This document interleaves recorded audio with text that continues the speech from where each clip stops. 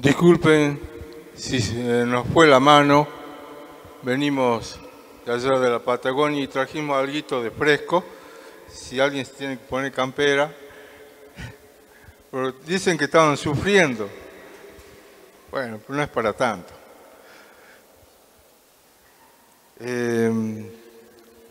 La verdad que Dios es muy bueno, tremendamente bueno. Bueno, como decía Alfredo, tenemos que seguir edificando. La iglesia es una obra en construcción. Siempre hay que estar edificando. Y yo creo que lo que tenemos la oportunidad de tener un inmueble, una propiedad, terminamos de hacer algunas mejoras, renovar algo y ya tenemos en mente que algo más hay que hacer. Para eso están los ingenieros, maestro mayor de obra, que a los ingenieros no creo que les gusten mucho, pero bueno, hay gente capacitada, especializada, tienen esos talentos, esos conocimientos, esa preparación, esa capacitación. Y nosotros también. La iglesia no es un edificio, como hemos dicho. La iglesia es un grupo de personas redimidas que está en pleno plan de edificación. Gracias a Dios que con frecuencia en medio nuestro hay personas que se convierten a Dios, que están tomando a Dios muy en serio, y estas personas tienen que crecer, individualmente todos tenemos que crecer. Y aquí hay 4 cosas muy importantes. Por mucho tiempo, y es algo que hicimos hasta ahora, hemos hablado siempre de las 5 bases fundamentales para nuestro desarrollo espiritual. En esta ocasión, efectivamente, vamos a hablar de las 4 de ellas, que es la lectura de la palabra, la oración, la comunión entre los santos y la evangelización o el testificar de las buenas noticias. Con estos 4 vamos a exponer sobre este tema, que desde luego, como decía, nosotros manejábamos las 5 bases fundamentales. Hay una quinta que es, ¿cuál es? La obediencia. Perfecto. Muy bien. La obediencia también es algo muy importante, como aquí mismo dice en este estudio. No son las únicas, las 4. Y como nosotros hemos visto, y no es muy familiar, hay una quinta, que es la obediencia, que es clave, porque podemos leer la palabra, podemos orar, podemos tener comunión, podemos testificar, pero si no obedecemos, estamos con una gran falta, ¿no? Es clave para crecer la obediencia.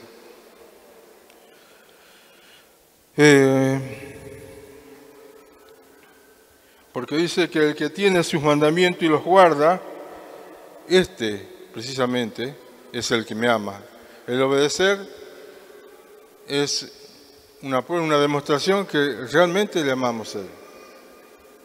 No tan solo tenemos que tener la palabra, podemos tener en nuestra biblioteca muchas versiones de la palabra, inclusive paráfrasis ajenas y aún propias. Pero con esto ahí nomás, en un instante no es suficiente, hay que vivirla, y hay que compartirla. Pero la prueba de nuestro amor a Dios está precisamente en atesorar su palabra y obedecerla.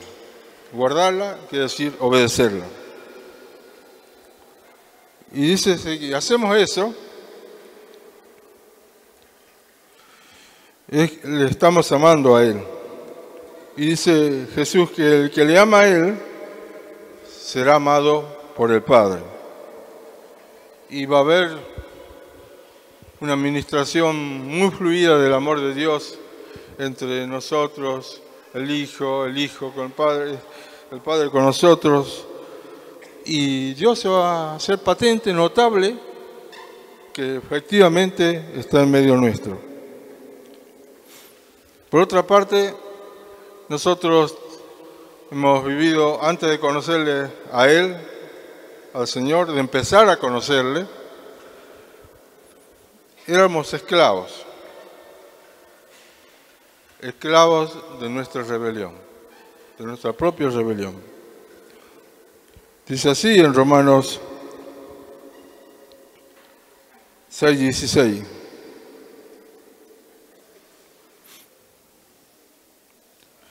O somos esclavos de Él para obedecerles.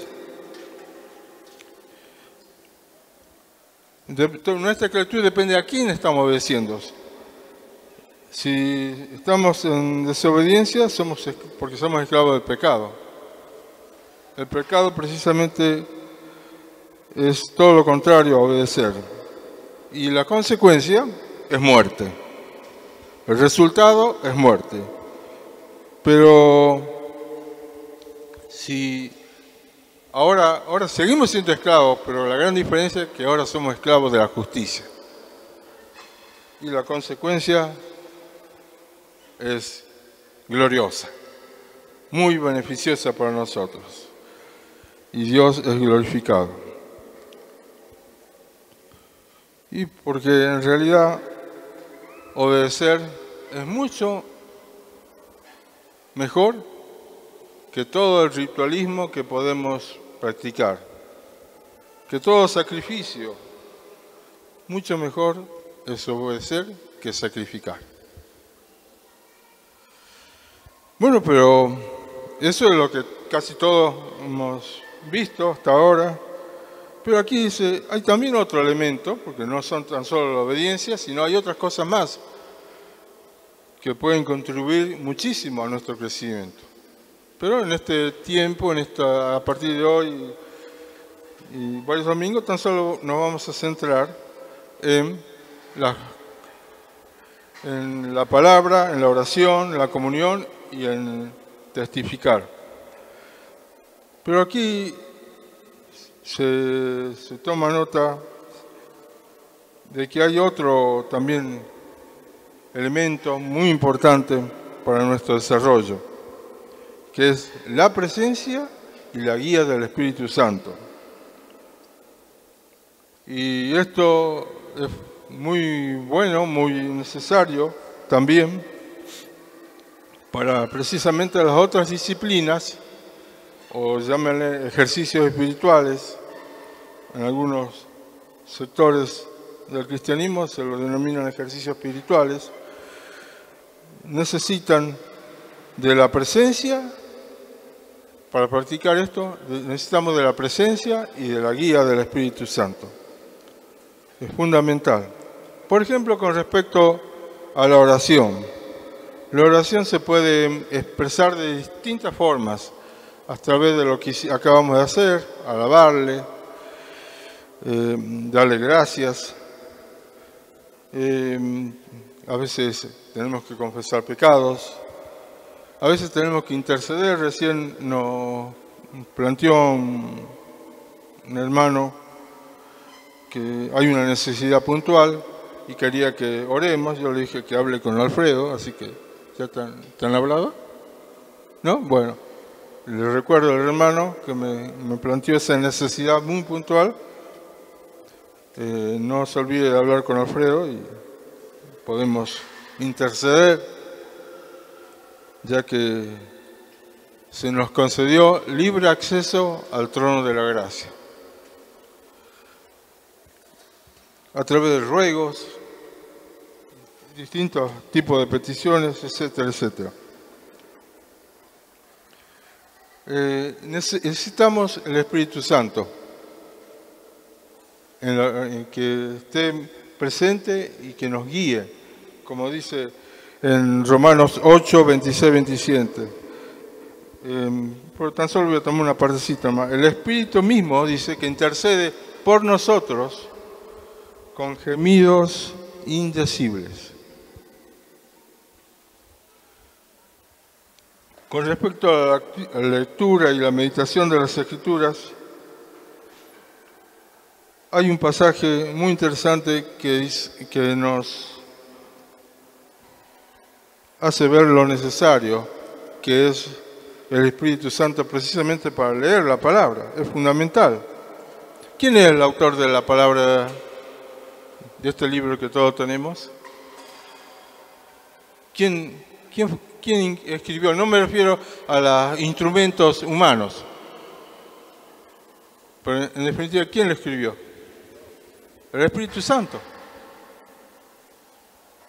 Y guió a distintas personas de distintas situaciones sociales, en distintas épocas. Él inspiró. Por lo tanto, si yo necesito entender bien la palabra, tengo que pedirle precisamente al mismo Espíritu Santo que nos ayude a interpretar la palabra. Aquí hay un pasaje muy interesante en 1 Corintios 2, con el cual respaldo lo que estoy diciendo.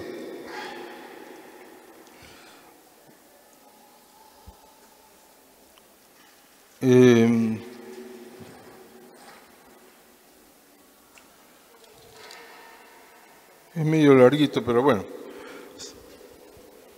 tenemos tiempo. Dice 1 Corintios 2, 6. Sin embargo, hablamos sabiduría entre los que han alcanzado madurez, y sabiduría no de este siglo, ni de los príncipes de este siglo que perecen. Mas hablamos sabiduría de Dios en misterio, la sabiduría oculta, la cual Dios predestinó antes de los siglos para nuestra gloria, la que ninguno de los príncipes de este siglo conoció, porque si lo hubieran conocido, nunca habrían crucificado al Señor de gloria. Antes bien, como está escrito, cosas que ojo no vio, ni oído yo, ni han subido en corazón de hombre, son las que Dios ha preparado para los que le aman. Pero Dios nos las reveló a nosotros. ¿Qué dice? ¿Quién nos reveló a nosotros la palabra? El Espíritu. Necesitamos fundamentalmente la revelación que nos da el Espíritu. Porque el Espíritu todo lo escudriña, aún lo profundo de Dios. Porque ¿quién de los hombres sabe las cosas del hombre? Sino el Espíritu del hombre que está en él. ¿En él? Así también nadie conoció las cosas de Dios sino el Espíritu de Dios. Fundamental para conocer la palabra, la administración, la revelación que viene a través del Espíritu.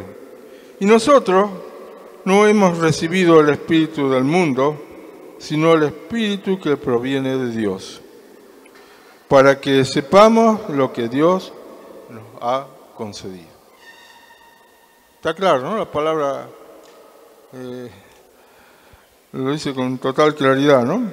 Lo cual también hablamos no con palabras enseñadas por sabiduría humana, sino con las que enseña el Espíritu, acomodando lo espiritual a lo espiritual. Pero el hombre natural no percibe las cosas que son del Espíritu de Dios, porque para él son locura, y no las puede entender, porque se han de discernir espiritualmente. Este es un libro que la humanidad lo aprecia muchísimo, crean o no en Dios,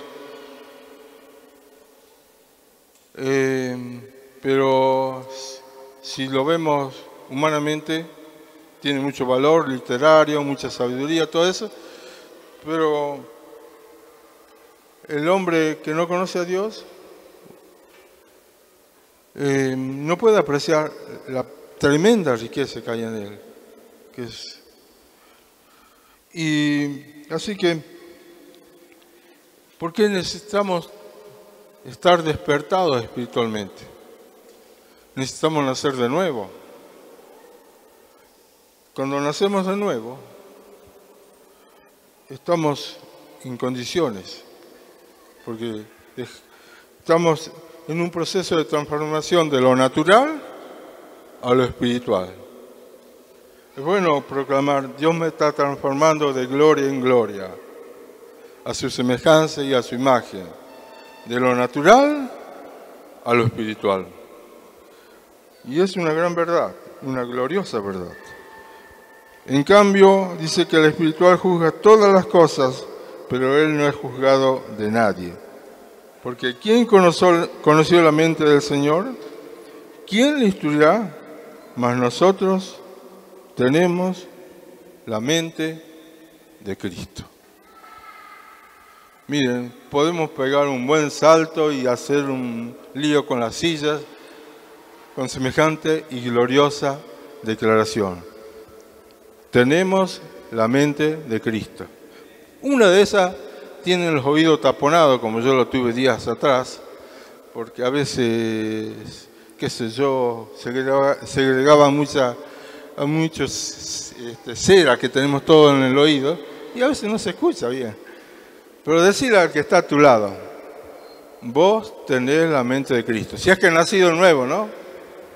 Asegúrense primero. Porque quizás no esté muy convencido,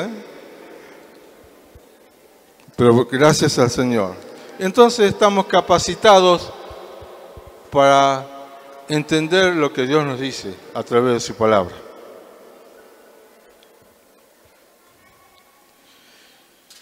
Estas dos cosas,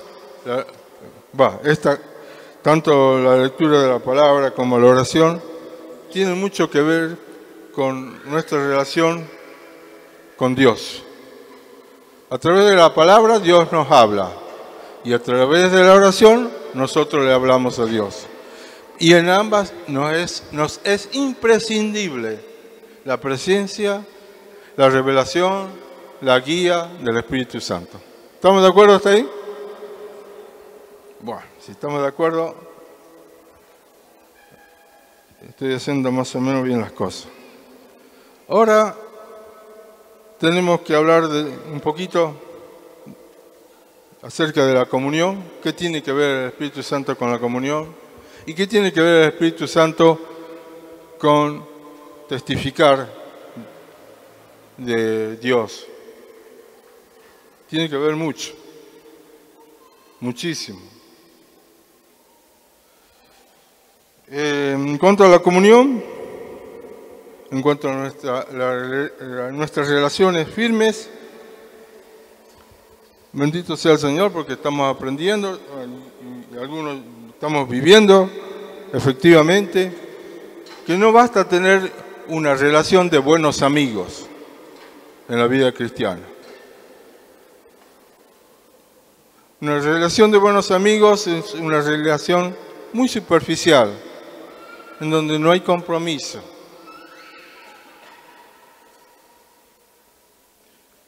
Es necesario tener una relación muy estrecha. El decir que no nos podemos relacionar porque mis horarios no concuerdan con los horarios de los hermanos es un pretexto, es una excusa. Y si es así, si efectivamente es así, porque puede darse, entonces, cuando nos encontramos con los hermanos, no hablemos de bueyes perdidos. Vamos a lo concreto, vamos al grano. Lo aprovechemos al hermano, porque el hermano es tan mortal como yo. Y si desperdiciamos ese tiempo y no vamos a los temas que realmente tienen que ser tratados, estamos perdiendo tiempo y haciendo perder tiempo al hermano. Por mucho tiempo yo también lo hice. Algunos ofrecieron su amistad cristiana, su comunión, el tener una relación que yo no entendía que era discipulado, pero sí, ellos me querían compartir de Dios. Y yo no lo aprecié, no lo desperdicié.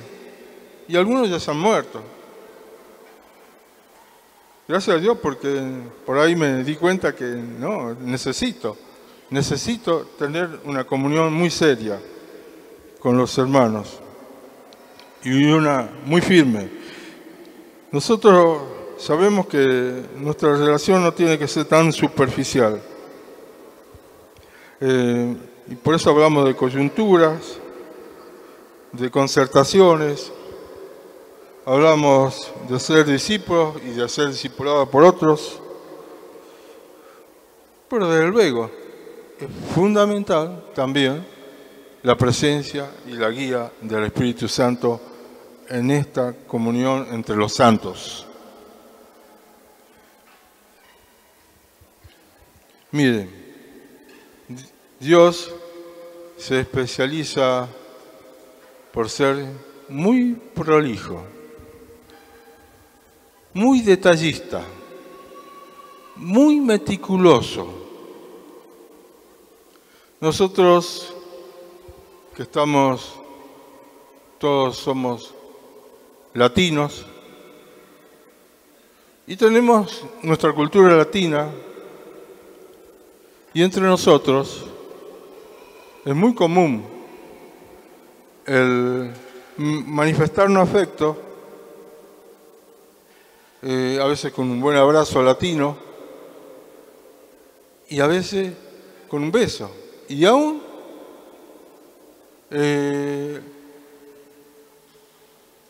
besamos a nuestras hermanas. En otro contexto, me acuerdo una vuelta vinieron unos hermanos de Norteamérica y estos hermanos, bien, a pesar de que en su congregación había muchos latinos, pero ellos seguían siendo sajones, y cuando nuestras hermanas con toda pureza le querían manifestar afecto, ellos medio sentían un poco reacio. Bueno, son culturas, cuestiones. Bueno, pero parece que en la cultura hebrea esto también era muy parecido a nosotros. El beso era común entre los hermanos, inclusive entre hermanos de distintos sexos. Pero miren qué detalle que nos marca el Señor, y lo hace reiteradas veces. Para hablar del beso, si bien es cierto, en cualquier diccionario ustedes lo van a encontrar como si fueran sinónimos, pero no, si empezamos a hilar un poquito fino con los que estudian la etimología de las palabras, no son tan sinónimos. Sí, son muy parecidas, pero tienen su detallecito. Y en la palabra de Dios no dicen besaos con amor, por ejemplo. No dice. ¿Saben qué palabra usa el Espíritu Santo? ¿Qué, Manuel? Ósculo. Ósculo, sin H. Y lo dicen, a ver, para que lo dice en Romanos 16:16. Ellos se dedican a Romanos 16:16. Ustedes busquen 1 Corintios 16:20. Y ustedes, 2 Corintios 13:12. Yo voy a leer Primera Tesalonicenses, y justo está al final de las cartas, como un saludo de despedida, y hace referencia que dentro del saludo, el beso. ¿De qué forma saludarse? ¿No? Mejor dicho.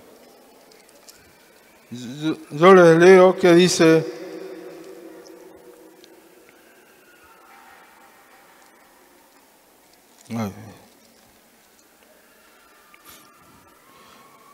en 1 Tesalonicenses 5:26. Dice: saludad a los hermanos con ósculo santo. A ver, ustedes que han encontrado por aquí, ¿cómo dice? ¿Algún valiente, alguna valiente? Aquí.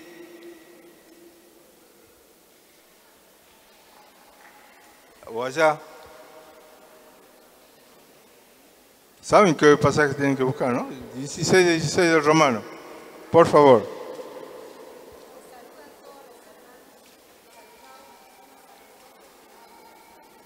¿Están de acuerdo con Andrea? Dice que saludaos los unos a los otros con ósculo santo. ¿Y aquí cómo dice?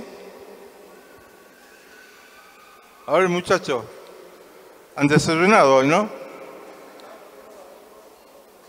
También. Pero usan ambas palabras, no dice ósculo solamente. Hay un amigo que nunca lo conocí en persona. Digo amigo porque lo frecuento a veces cuando tengo mis dudas con respecto al significado de las palabras. Ya no debe existir, pero bueno, hizo un libro que habla sobre la sinonimia, sobre la etimología de la palabra. Se llama Roque Barcia. Háganse amigos de este muchacho, nos va a hacer un gran aporte. Y él, cuando se refiere a la palabra ósculo, si bien es cierto en todos los diccionarios lo van a encontrar, aún en la Real Academia, como sinónimo de beso. Pero hay un detallecito,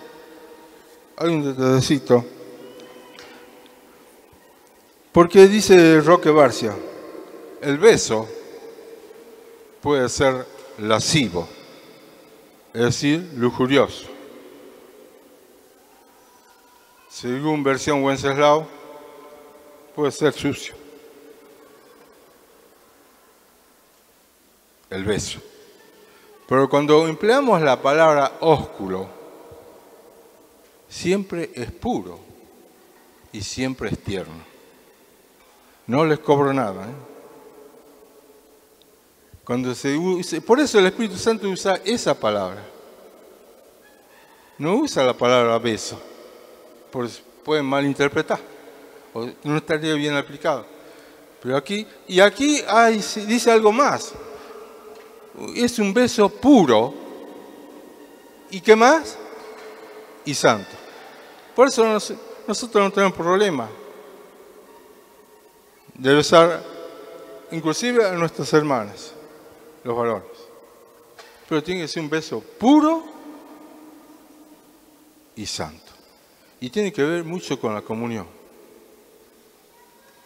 Estamos hablando de la comunión.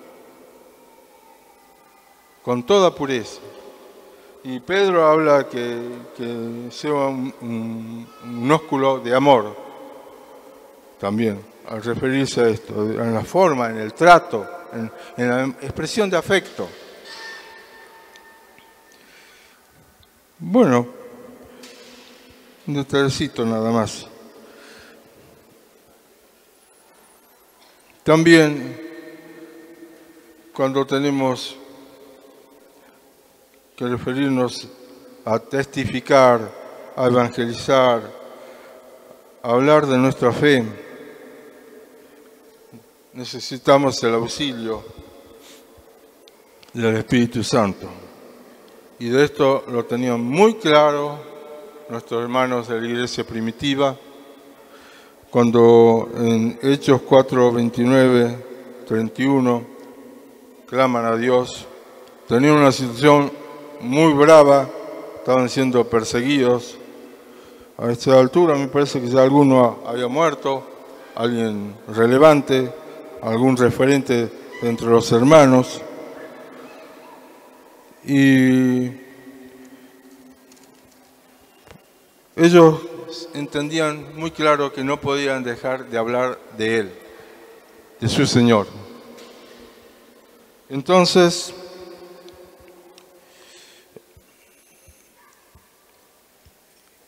empiezan, en esta oración comienza hablando, expresándolo de esa forma tan magistral, diríamos. Comienzan diciendo, soberano Señor, y exaltan a Dios. Como Jesús había enseñado, primero se exalta a Dios, se pone en alto a Él, se lo bendice. Y continúan diciendo así a grandes rasgos, todo lo que sucedió, todo estaba dentro del control de Dios, de la soberanía de Dios, así que nada a Dios lo toma por sorpresa. Y todo lo que sucedió, es decir, la muerte de nuestro Señor, estaba dentro de lo que Dios había planificado. Bueno, exaltan a Dios y casi olvidándose de la situación que estaban viviendo, dicen, y ahora Señor, mira sus amenazas. Si fuéramos nosotros diríamos, Señor, nos están haciendo la vida imposible. Y después quizás le digamos, gloria a ti, Señor. No, ellos tenían bien claro, primero Dios, después nosotros, al último. Dice, mira sus amenazas y concede a tus siervos tu santo y concede a tus siervos que con todo denuedo hablen tu palabra, mientras extiendes tu mano para que se hagan sanidades, señales y prodigios mediante el nombre de tu santo Hijo Jesús. Desde luego, estaban pidiendo la intervención del Espíritu Santo. Porque ellos no podían hacer nada, ninguna sanidad, ningún milagro, no podían hacer nada. Si Dios no los respaldaba efectivamente, concretamente, donde es notable que Dios está con ellos, es inútil. Dice, hicieron la oración correcta, de la forma correcta, y Dios se manifiesta. Y aquí el mismo Espíritu Santo dice, muy bien, tienen 10. Y dice, ¿y cómo lo manifestó? ¿Cómo lo expresó el Espíritu Santo? Cuando hubieron orado, el lugar que estaban congregados tembló y todos fueron llenos del Espíritu Santo y hablaban con denuedo la palabra de Dios. Es fundamental. Si vamos a hablar de Él, ay, pero yo soy tan corto, y justo me toca una persona muy instruida. Y bueno, pero pedí auxilio al Espíritu Santo y Él te va a ayudar. Es cierto que Pablo era de un nivel altísimo de preparación académica y por eso él no tenía problema, él se dirigía a eminencias, a magistrados, a reyes, pero él no confiaba en toda su preparación humana, sino confiaba sobre todo en la guía del Espíritu Santo. Y por eso fue efectivo. Así que para estas 4 columnas, por estas 4 disciplinas espirituales, por estos 4 ejercicios espirituales que tienen que ser una práctica constante. Precisamente cuando flaqueamos, inclusive cuando una de las cosas que notamos desgraciadamente por propia experiencia y por experiencia ajena, que cuando nos equivocamos, y más triste todavía, cuando pecamos, estas 4 cosas, en algunas empezamos a flojear. Hemos empezado a flojear. Y así nos vamos deslizando. Así, nadie peca de la noche a la mañana. Hay todo un proceso, todo un trabajo del diablo que nos hace descuidar. Y somos niños, y somos carnales. Y el resultado de un niño y de un carnal es que va a errar el blanco. Entonces, queridos, en esto tenemos que ser celosos, tenemos que ser diligentes. Bien, estas 4 cosas, 4 columnas,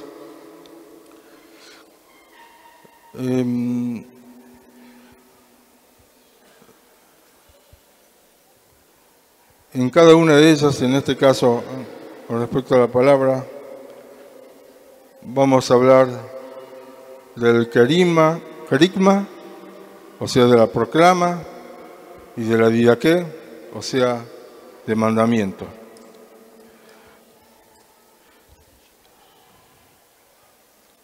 ¿Qué produce? ¿Qué es necesario cuando hay una palabra querigmática? Cuando hay una proclama. Cuando decimos, por ejemplo, en el principio era el verbo, y el verbo era con Dios, y el verbo era Dios. ¿Qué necesitamos para ese caso? Fe.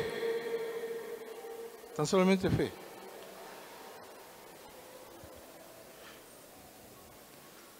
Confesaos vuestras ofensas los unos a los otros.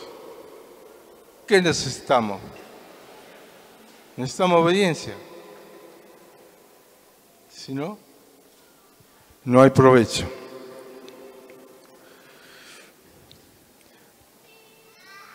Después, como para sacarle provecho a toda lectura de la palabra, en este caso,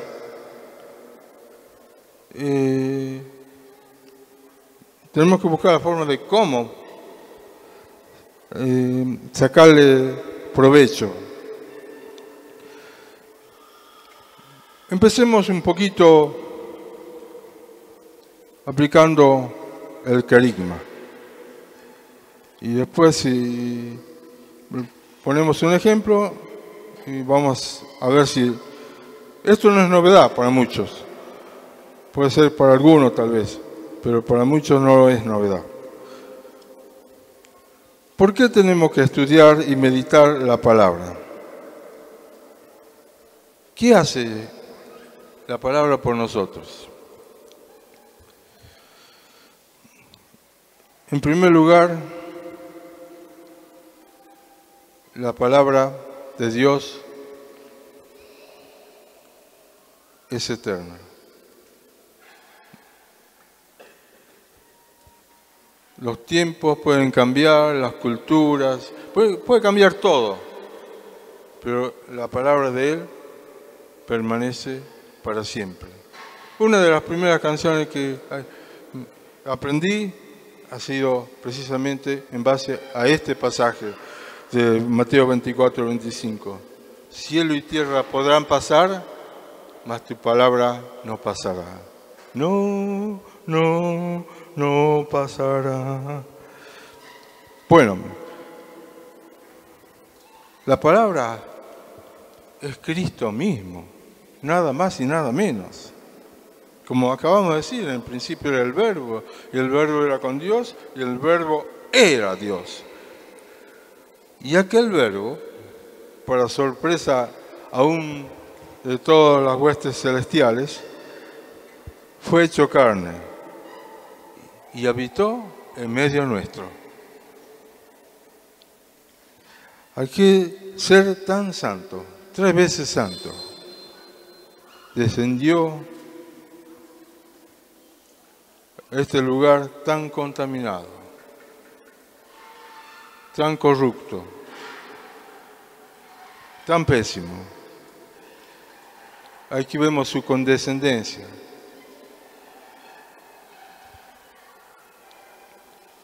El hedor espiritual de los seres humanos lo tuvo que soportar. Lo soportó por amor. El ver la miseria de la humanidad, entreverarse en el dolor, el ver tanta injusticia, pero la palabra de Dios estuvo en medio nuestro. Dios siempre procuró comunicarse con la humanidad, pero en los últimos tiempos lo hizo a través de su Hijo. Efectivamente. Ahora toda palabra de Dios nos infunde fe. Así que la fe es por el oír y el oír por la palabra de Dios. También la palabra nos salva. Dice que tenemos que ser persistentes, perseverantes, insistir en lo que hemos aprendido y nos persuadimos, sabiendo de quién hemos aprendido. Y en este caso, Timoteo tuvo la ventaja, que no todos la llegamos a tener, de conocer las Escrituras desde la niñez, desde su niñez. Y dice, estas Escrituras nos posibilitan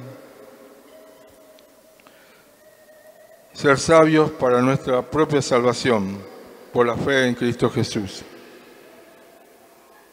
La ley de Jehová es perfecta, convierte nuestra alma, nos salva. También nos libra de pecar. ¿Y cómo? Dice, ¿con qué limpiará el joven su camino? Con guardar tu palabra. Con todo mi corazón te he buscado. No me dejes desviarme de tus mandamientos. En mi corazón he guardado tus dichos, para no pecar contra ti. Santiago, el apóstol, tenía una gran preocupación, porque se estaba dando cuenta que varios hermanos simplemente se limitaban a oír la palabra, pero nunca a obedecerla, o muy raras veces. Por eso él insiste que la fe sin obra no sirve, es muerta. Si yo no obedezco, el cachito de luz que tenga, la tengo que vivir, aplicar para mí. Si no, y de esa forma me produce defensas espirituales. Al leer las palabras, acrecentamos nuestras defensas espirituales. Y los virus que vienen del infierno, los rechazamos. ¿Cómo andaba de defensas espirituales Jesús en la tentación? Altísimas, ¿no? Altísimas. El diablo, usando aún las mismas palabras, procuró que él se doblegue, se someta. Lo rechazó todo.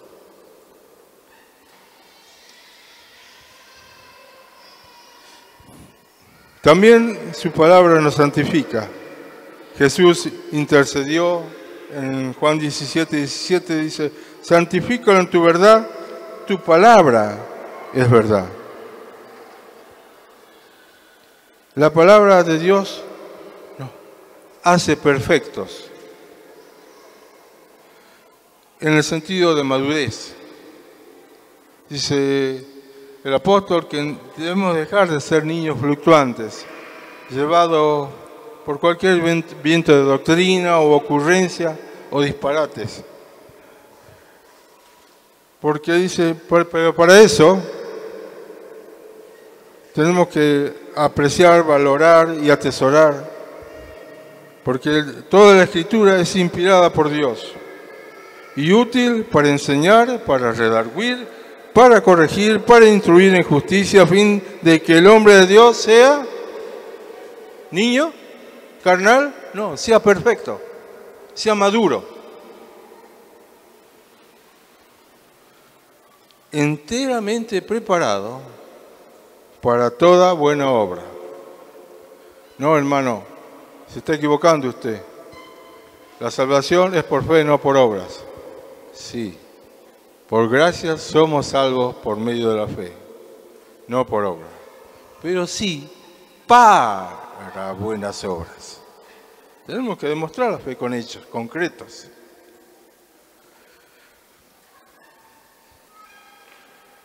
Hay cosas que yo no sé. El mismo rey David le dice a Dios, debo reconocer que hay cosas dentro mío que yo las ignoro por completo. Y le pide a Dios, líbrame de soberbia, líbrame de aquellas cosas ocultas que hay en mí que yo no me doy cuenta. Bueno, la palabra de Dios precisamente llega a lo más profundo de nuestro ser y saca a luz cosas que solamente Dios a través de su palabra lo puede hacer. Y así lo expresa en Romanos 12, 4, Hebreos 4, 12 y 13. Porque la palabra de Dios, en primer lugar, es viva y eficaz. Y más cortante que toda espada de dos filos. Más cortante que un bisturí. Ahora podemos comprar un bisturí o un pedacito en la farmacia y hay que tener mucho cuidado, porque si no sabes usarla te podés cortar. Y penetra, dice la palabra de Dios, a partir del alma y el espíritu, las coyunturas y los tuétanos, y discierne los pensamientos y las intenciones del corazón. Y no hay cosa creada que no sea manifiesta en su presencia. Antes bien, todas las cosas están desnudas y abiertas a los ojos de aquel a quien tenemos que dar cuenta. Así que yo necesito de la palabra, porque salga a luz aquello que está escondido, agazapado. Necesito saber, porque el temor de Dios me lo reclama.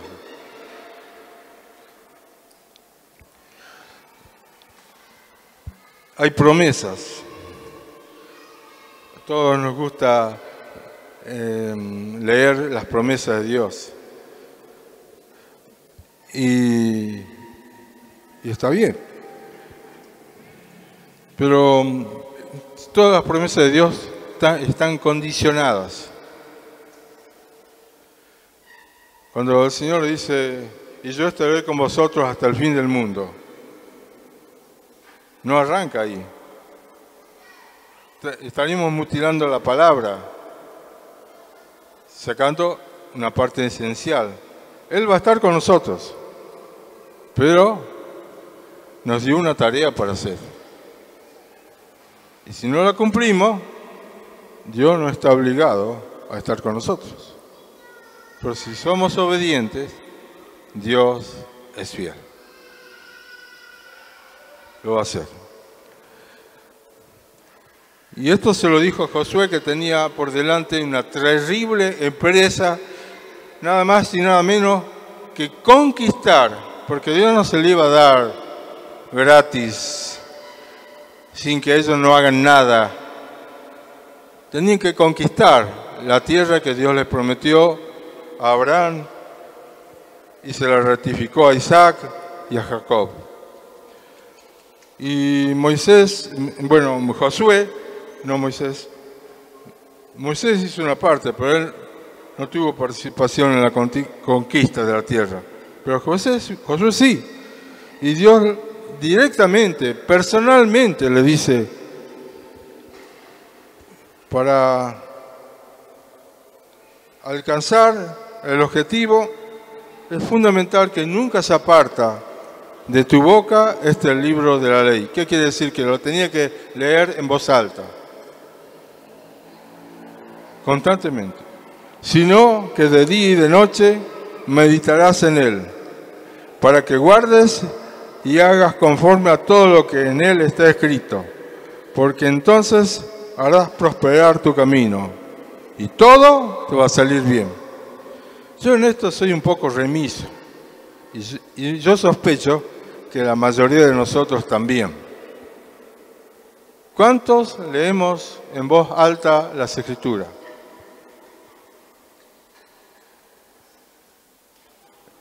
Alfredito, Matute.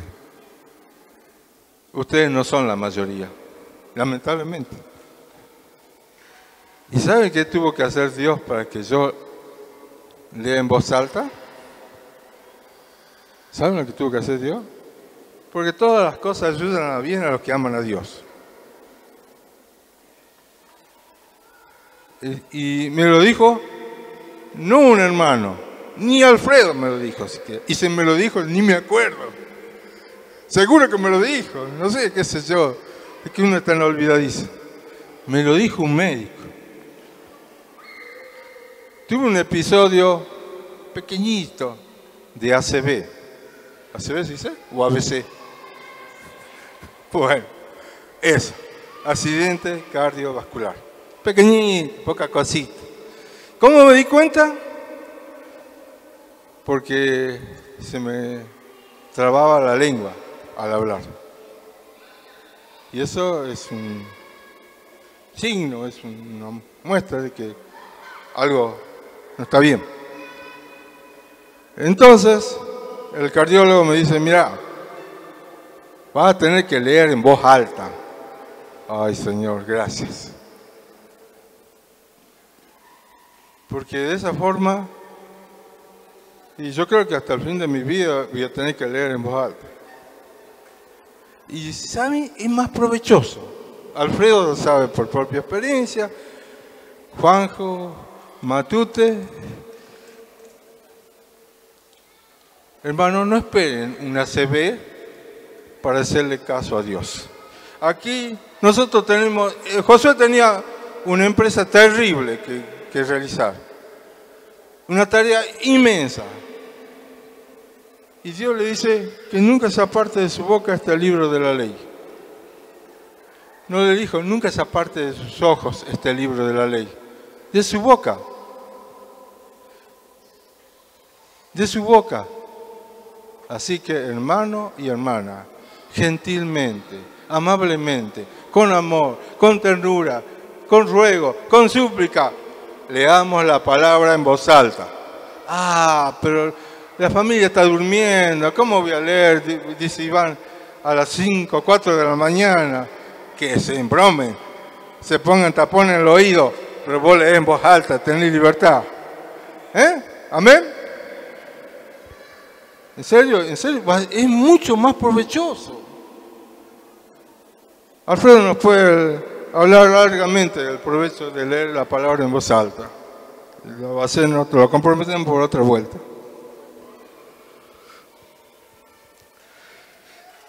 Dice que el ocuparnos en guardar su palabra va a traer como consecuencia el ser amados por Dios y su presencia estará con nosotros. El que me ama, dice, mi palabra guardará, o sea, obedecerá, la cumplirá, la vivirá. Y mi Padre le amará y vendremos a él y haremos morada con él. En el Salmo 1 al 3, esta es una parte muy linda de este Salmo.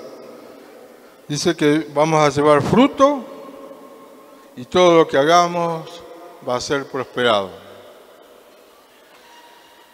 Y yo me regocijo en el Señor porque lo veo en medio nuestro que efectivamente es así.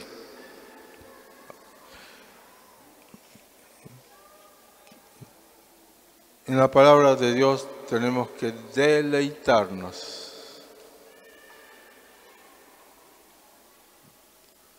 Hermano, pero si justo me tocó leer la descripción de cómo tiene que ser hecho el tabernáculo, y eso de las basas, de los corchetes, de la púrpura, del lino retorcido. ¡Ay, Señor, no lo entiendo! Pero toda la palabra es inspirada por Dios y es útil. Lo vas a entender. ¿Saben quién te va a revelar? Ni Alberto, ni Manuel, ni nadie. El Espíritu Santo. Nada más y nada menos te va a asistir y le vas a encontrar deleite. Y no te va a aburrir, no te va a dormir, lo vas a disfrutar. Amén. Amén. No están muy de acuerdo, están convencidos. Bueno. Nos tenemos que deleitar en su palabra. Y en ella tenemos que meditar de tanto en tanto. No hay que ser tan fanático. Mi versión es trucha, ¿no? De día y de noche. De día y de noche. De día y de noche. De noche y de día. De esta forma, nuestras defensas espirituales están al máximo. Y como resultado,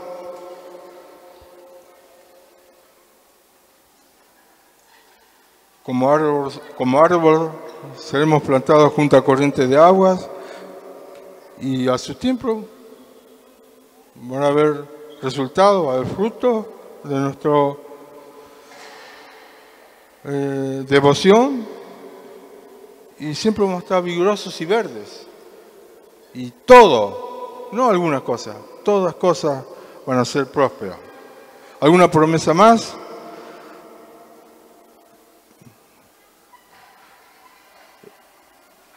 Vamos a la didaqué, porque si no, la didaqué, como dijimos, en la palabra de Dios hay pasajes que nos ordenan hacer, Dios nos ordena hacer con su palabra cosas. Pablo a Timoteo le dice, un joven que desde su niñez la palabra de Dios le era muy familiar.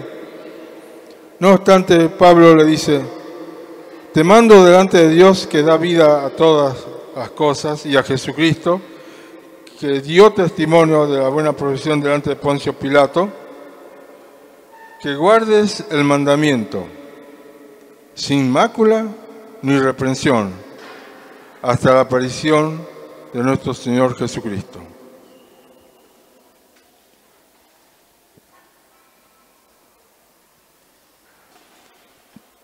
Él sabía, conocía la palabra, pero le recuerda que la debe guardar. También dice que la debemos llevar en nuestro corazón y repetirla constantemente. Moisés en Deuteronomio 6, 1 al 9, tomando una breve parte, dice, y estas palabras que yo te mando hoy estarán sobre tu corazón. ¿Queremos guardar nuestro corazón? Tenemos que hacer lo posible que su palabra esté en nuestro corazón. Si no, el diablo va a poner su mentira,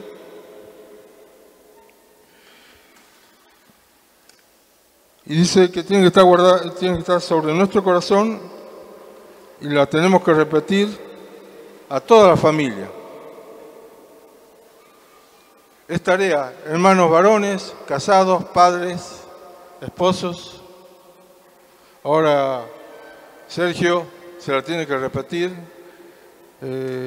Marisol, no te incomodes cuando Sergio te lea, por ejemplo, el Salmo 119. Te quiero leer un pasaje, te lea el Salmo 119. No, amén, querido.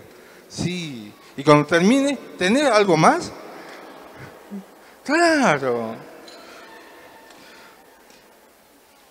Así que, y a todos los hijos.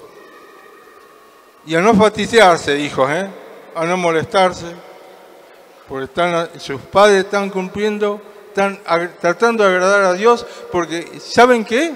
Sus padres van a rendir cuenta por ustedes. Como padres somos responsables.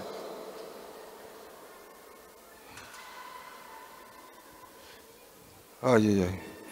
Y eso sí.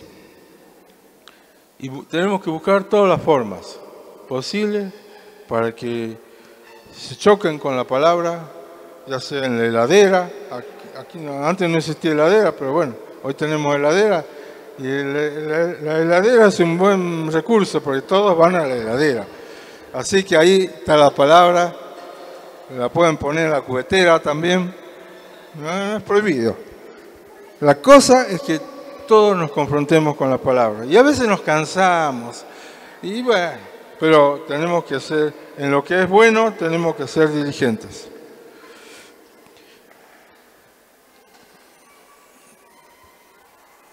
Es muy fácil despedirnos de nuestros hijos y decirle que el Señor te acompañe, pero un breve pasaje, una breve palabra, un breve mandamiento, sería muy útil.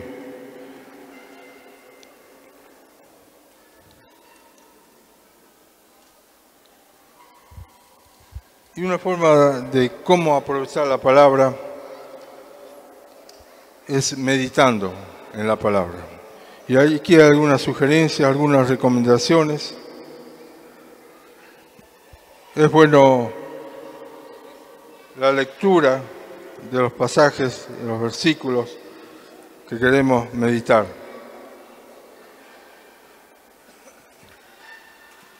Tratar de no abarcar mucho. El que abarca mucho, poco aprieta, poco. Y después con el ejercicio podemos avanzar un poco más. Y siempre es bueno leer el contexto, todo lo que está a la vuelta. Si son unos versículos, leer por lo menos el capítulo. Y a veces hay que leer otros capítulos. Todo lo que sea necesario. Y ¿saben qué? Otra forma de apropiarnos de la palabra es agarrar un pasaje y escribir con nuestras propias palabras una expresión muy parecida. Estas son las famosas paráfrasis, ¿no? Es decir, escribir con propias palabras comunes y corrientes lo que el texto bíblico dice. Y también saber distinguir entre lo que es palabra querigmática y palabra didaqué. Por ejemplo, ustedes tienen presente el Salmo 1, ¿no es cierto? Y tienen presente el Salmo 150. ¿Lo tienen presente o no? Bueno, ¿cuál es querigma y cuál es didaqué?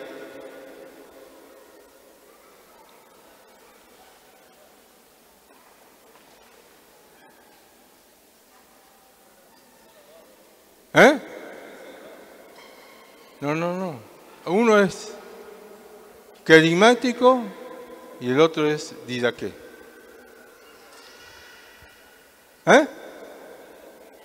El Salmo 1 es, ¿qué es? ¿Didaqué? Es querigma. Está declarando, está proclamando una cosa. Bienaventurado el varón. No está dando una orden. Que no anduvo en consejo de malos, no estuvo en camino de pecadores, ni en silla de escarnecedores se sentado, sino que en la ley de Jehová está su delicia, y en su ley medita de noche. Es una proclamación, y yo tengo que ejercer fe, y lo aprovecho para mí. En cambio, el Salmo 150 es una insistencia. Debemos alabar a Dios de todas las formas, con todos los elementos posibles. Alabad a Dios en su santuario, alabarle en su magnificencia, alabarle a son de bocina. Y al final dice, todo lo que respiran, alaben. El mandamiento es alabar a Dios. ¿El día qué? ¿El día qué? ¿Estamos de acuerdo? Bueno. Ahora vamos a emplear o vamos a llevar a la práctica brevemente.